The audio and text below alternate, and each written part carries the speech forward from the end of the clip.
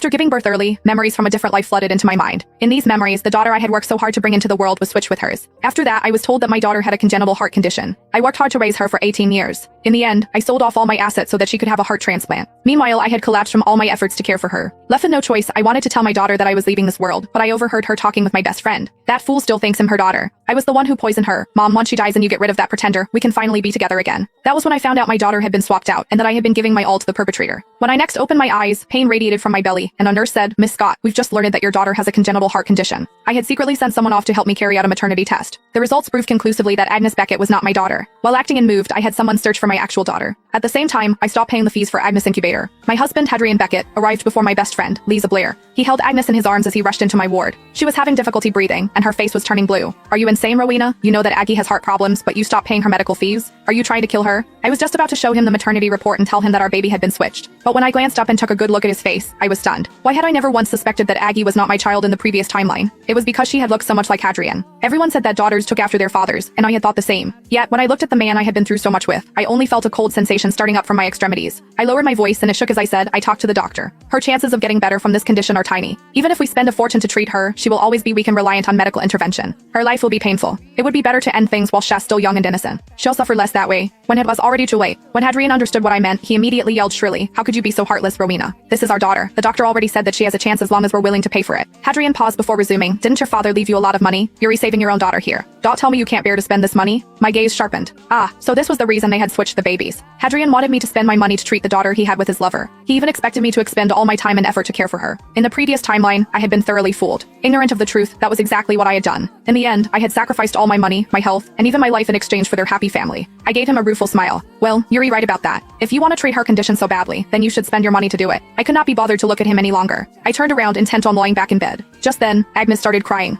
It was such perfect timing. Hadrian seemed to find a great way to guilt me. Loudly, he announced, "Listen, the baby's crying. She's looking for her mother. Yuri, her mother, Rowena. How could you abandon her just because she's a little sick? Are you so heartless?" The ward door opened again. The nurse stopped at the door in the middle of doing her rounds, her unsure, judging gaze stopping on me. Hadrian's voice became louder, as if he wanted the whole floor to come over and watch. "Won't you come and be the judge here? What kind of mother abandons her child because she is sick? I only wish to save the girl's life, but this woman won't even part with her money." As Hadrian had hoped, several people poked their heads into the ward, and whispers started up. The gazes shot my way were either curious or disdainful. They were like knives in my back. Hadrian had brought this fight into the court of opinion. I had been turned into a cruel and heartless mother who would let my own daughter die. Meanwhile, he was the loving and dedicated father. I let out an abrupt laugh and reached out toward him. "Yuri, right, give me the baby." Hadrian was frozen for a moment. There was a flash of triumph in his eyes. He thought that I was too soft-hearted and had relented. He quickly passed Agnes to me. I held Agnes close in my embrace. She was so small, so light. She had the fragile warmth unique to a newborn. In the depths of my heart, the protective instincts of a mother shone through.